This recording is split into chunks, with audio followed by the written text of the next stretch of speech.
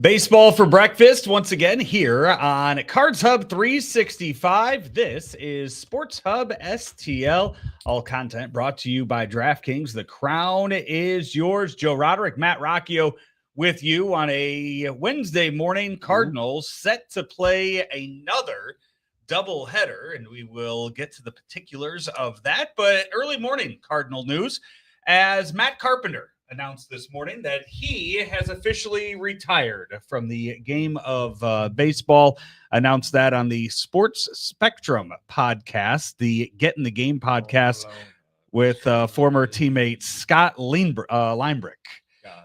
I will never be able to get that little hit of his walk-up song out of my head.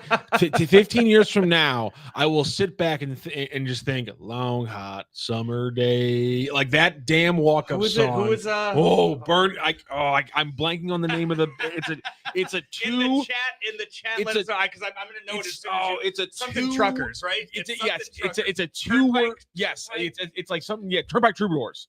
Turnpike True. Okay. Yes, I was gonna say it's a two. I was going to say you didn't let me get it out. I was gonna say it's a 2-word alliterative. Yeah. Turnpike Troubadours. That's what it is. That damn thing is stuck in my head because 13 and 14 are the 2 years where I went to every single home game in the press box, and those are the 2 years where he played. I'm pretty sure almost every single game, had his two of his best seasons, and that is now burned into my head. As this is way off topic, and I don't want to get off topic, but Brendan Donovan needs to change his. I've heard Desperado for too many years now. I need a change in the. I need a change in it.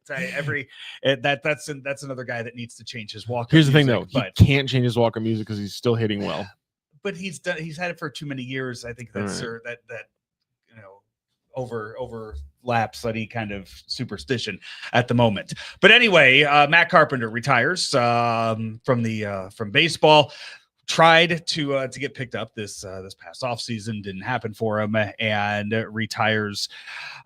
Started in 2011 spent 12 years with the Cardinals, 14 years overall, and ends his career with 1,257 hits. Best remember, that 2013 season was a magical one, and what could have been in 2022 for Matt Carpenter with the Yankees that year. Just the numbers that he was putting up. The numbers are ridiculous. Yeah, what he did in, what was it, just 47 games? Just for the Yankees? To like give you some scope of that. Yes, it was a small sample size, but still nonetheless. His career OPS will finish at 814. That season, he had an OPS of 1138. Mm-hmm. His career OPS plus is 122, so 22% better than an average player. Pretty good career. That year with the Yankees, his OPS plus was 216, which means he was 116% better than the average player in Major League Baseball. That was just insane. I just would it'd be awesome just to see what he could have done with 80, 100 games. Damn. Yeah, and that was I think what got called up late. And he didn't start the season with. Was that the year I think he started with the Rangers in the Rangers organization? And they cut ties with him before he even made it up. And it was back-to-back seasons below 200 for the Cardinals, below 190 for the Cardinals, and then he hits 305 in 47 games of the Yankees. It was ridiculous. 15 home runs. Yeah. The 2013 season, if you remember, played in 157 games that year for the Cardinals, 199 hits. 55 doubles that year while hitting 318, finished fourth in the MVP voting that year too. He was fantastic. Yeah. I loved watching Matt Carpenter. He was a great player, no batting gloves, just out there fouling off pitches. There was a lot of discourse around him because his career in a lot of ways mirrors what happened with baseball, because he changed his style and went from, averaging about 24 home runs a season to that 36-year home run season in 2018. And then also he was hugely affected by the shift. Yeah. And so in a lot of ways, it's kind of crazy. You can see Matt Carpenter and he explains the teens and early 20s of Major League Baseball in a lot of ways. And that, you looked at the 2021 or the 2021 season with the Cardinals, hitting 169 that year. 169, still played in 130 games that season for them too, while hitting 169. That was one of those where they won 90 games that year. Yeah, that was a season where you are just kind of banging your head against the wall trying to figure out why he's in there game after game after game hitting 169. But then you look back because you were waiting for that little run that he went on in those other years. You knew it was capable. You knew how streaky of a hitter he had the potential of being, and it just never happened. I was covering those games, and just in retrospect, it seems insane that they won 90 games with a guy for 130 of them hitting $169. That's nuts. Mm-hmm.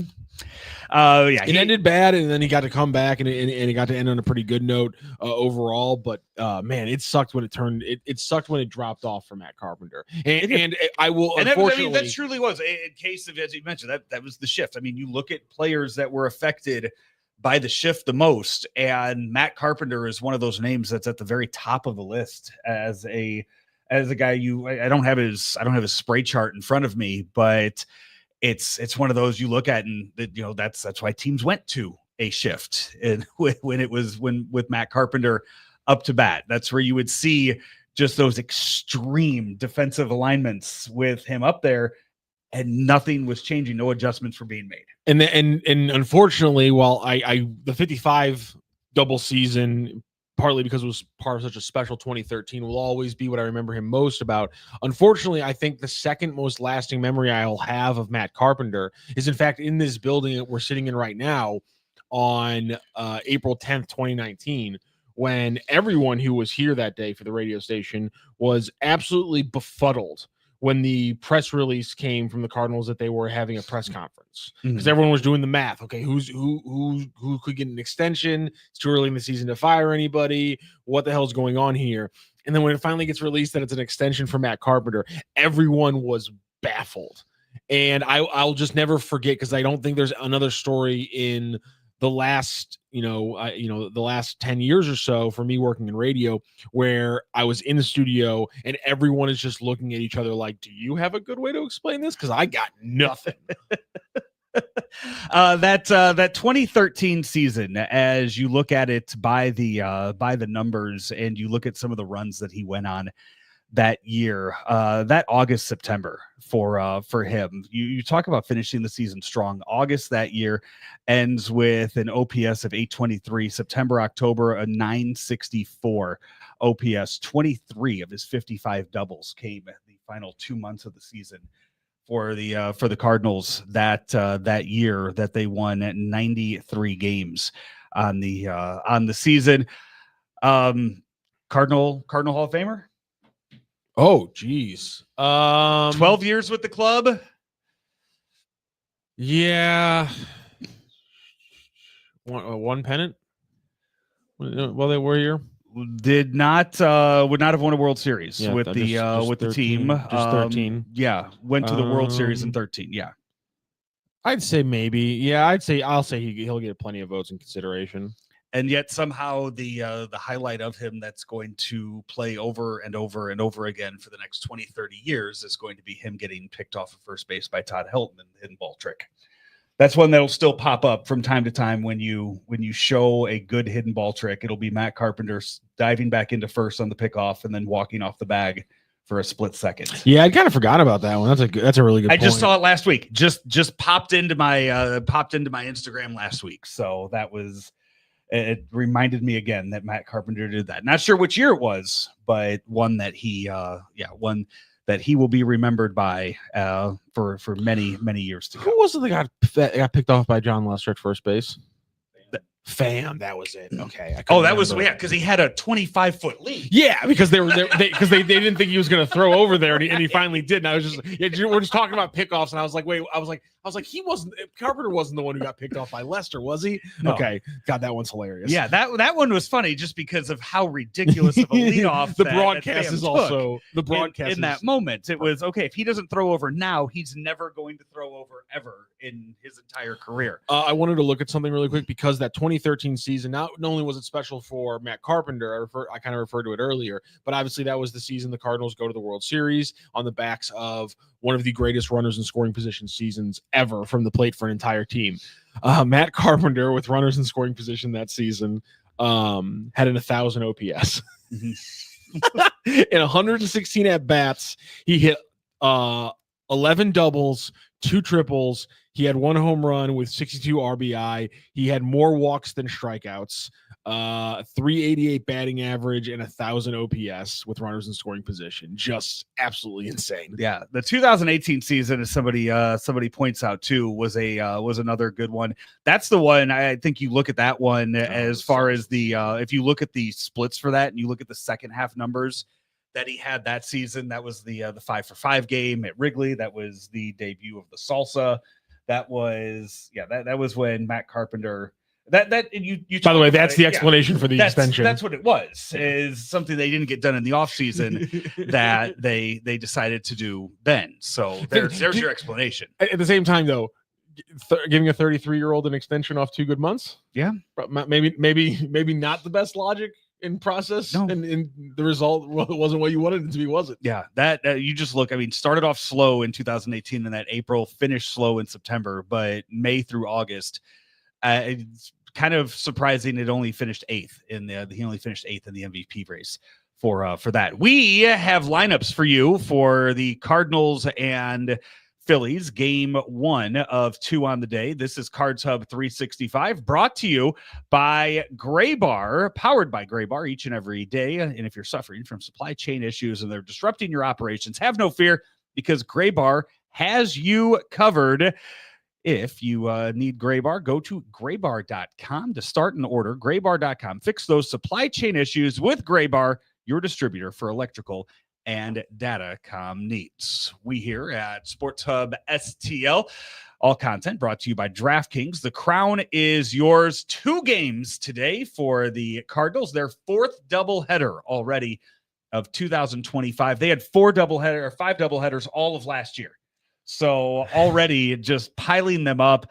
A few things. Both Cardinals and Phillies have an off day tomorrow, but they really don't like taking away those off days from baseball players. They want to let them keep their off days. And also, apparently, I think Aaron Nola has some kind of event tomorrow too. So why can't we just keep it to the simplest answer, which is doubleheaders are awesome. Doubleheaders are better. Like, doubleheaders are maybe the best aspect that Major League Baseball has over any other sport. Doubleheaders are beautiful. Schedule more of them.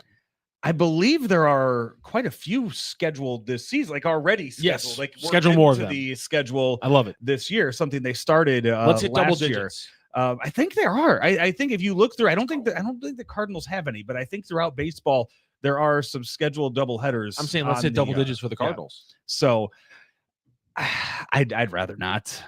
Oh, come on, Joe. From a guy that schedules the post-game shows here on Sports Hub STL, I'd much rather not have those. You're saying getting 4 people is harder than 2? From a logistics standpoint, for what I do here, let's not have double headers. Joe hates fun. Multiple double headers. Lineups for today, Cardinals and Phillies. Eric Fetty is going to pitch the first game. Sonny Gray in the second game. Lars Nootbaar leads off and plays left. Mason Wynn at short. Brendan Donovan at second. Nolan Arenado at third. Wilson Contreras at first. Ivon Herrera DHs. Pedro Pages behind the plate. Jordan Walker in right. Victor Scott in center. For the Phillies, Bryson Stott is at second. Trey Turner at short. Bryce Harper at first. Kyle Schwarber DHs. Nick Castellanos is in right. Max Kepler in left. Alex Bohm at third. Brandon Marsh in center.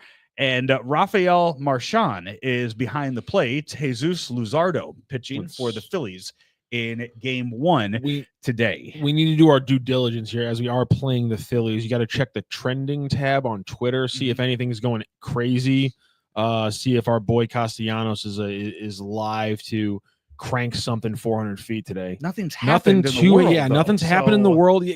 Joe, there is time. Listen, and there are multiple games today, which means there's a window There's multiple windows where things can happen, and Castellanos can then have his hands blessed by whatever demons do so. I'm off. I am he hits a off bomb. the Castellanos homering on big events.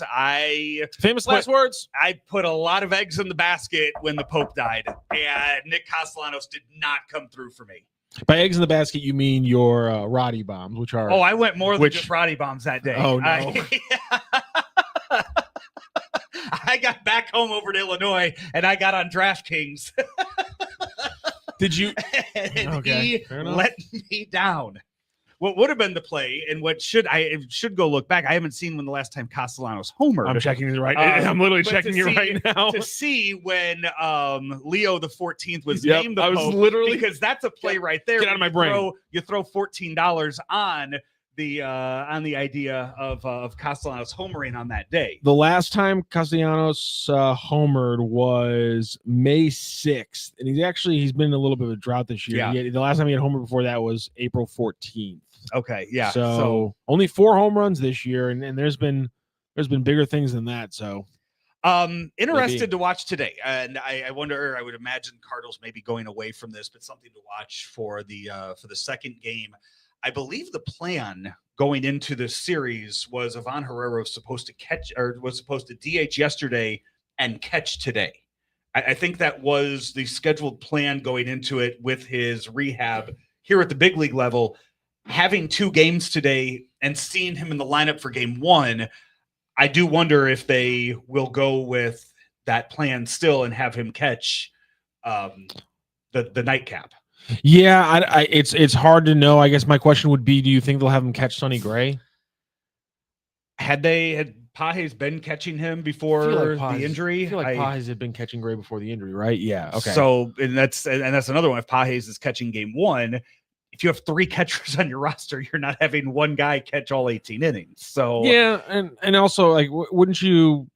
I'm just like, and this is a stupid thing, but we always think like, don't you want to give Herrera, like, don't you want to have him behind the plate in a game where he has to do less thinking at the plate, i.e.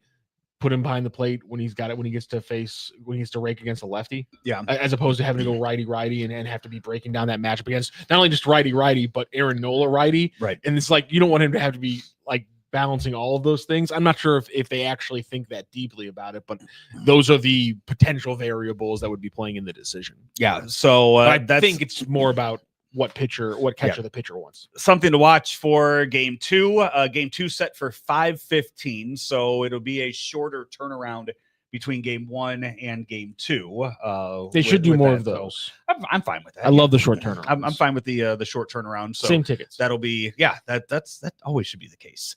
I think that's what the Twins and Orioles are doing today, because there is no listed game time for game 2 of that series between the Orioles and the Twins. Another doubleheader today. The first game for that, first one for that's 12:05 Eastern, and then I think they're just gonna go get a Gatorade and eating some orange peels and orange slices and go right to the next one. There's someone in this room right now who is old school about a lot of things, but would be okay with 7-inning doubleheaders again. What are your thoughts there, that's Joe? Awful. Absolutely not. That was something that needed to go away with the I kind of liked man on second base. Absolutely not. That's one of those things that skews career stats too. Oh, you know what else skews stats that Manfred made a decision about? I just said the runner on second base. Yeah, I wasn't talking about that one. You guys can go into it here in a half an hour when when Randy and Brooke start their show, because I know that you are going to get into the Pete Rose, Shoeless Joe, the lifting of the bands that Manfred made yesterday. Unfortunately, I just don't think we have all that time on Cards Hub 365 today. The first of many Cardinal shows today, post-game shows after both of the broadcasts. So make sure that you like and subscribe us here on Sports Hub STL. All content, by the way, brought to you by DraftKings. The crown is yours. And right now, get on there, download the DraftKings Pick 6 app, and use promo code STL Sports. That's code STL Sports First $5, you get $50 in credits if you use code STL Sports. It's real simple. Just find your favorite players or the ones that you think are going to rake today and go higher or lower on their stats for that day's game. And with doubleheaders, also make sure you are picking the right game that you want them to do well in. Just in case, because smart. some people in this room might have been bit last week or a week ago by picking the wrong game that Aaron Judge was going to hit a home run in. Just saying. No, you didn't. Yeah, I did. No, you didn't. Yeah, I did. Oh, Joseph. Oh, if it wasn't so funny, it would be sad. Again, for new customers, it's code STL Sports. $5 gets $50 in pick six credits. Better payout, bigger wins.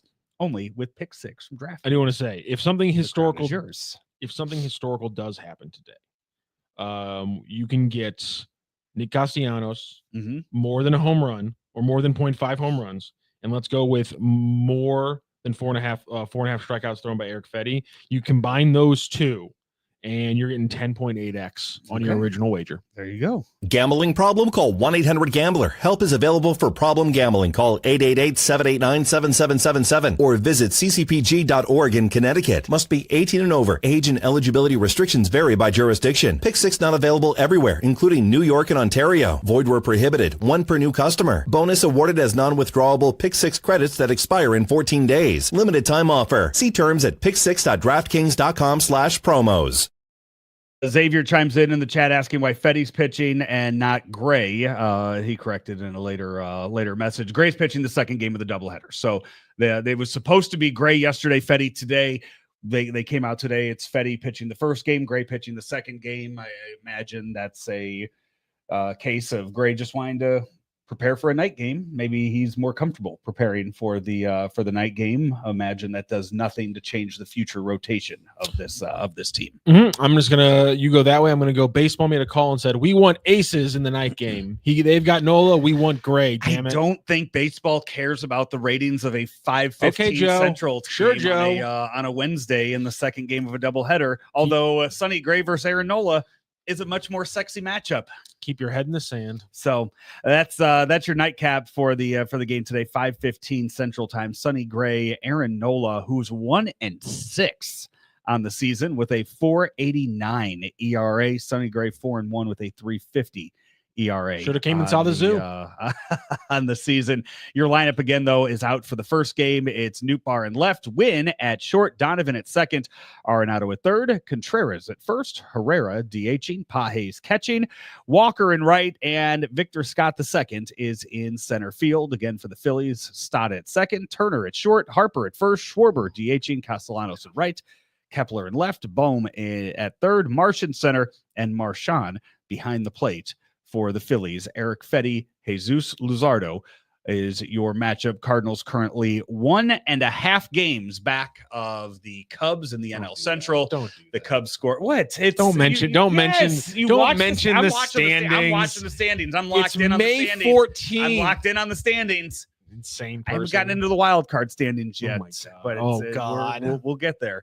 But yeah, there was nothing on last night. I was watching Cubs Marlins and I watched the Marlins bullpen blow a 2-run lead in the ninth. There was nothing on TV last night. I tried to watch Marlins Cubs and I was thoroughly disappointed. The last time I actively watched Marlins Cubs, a man was ostracized.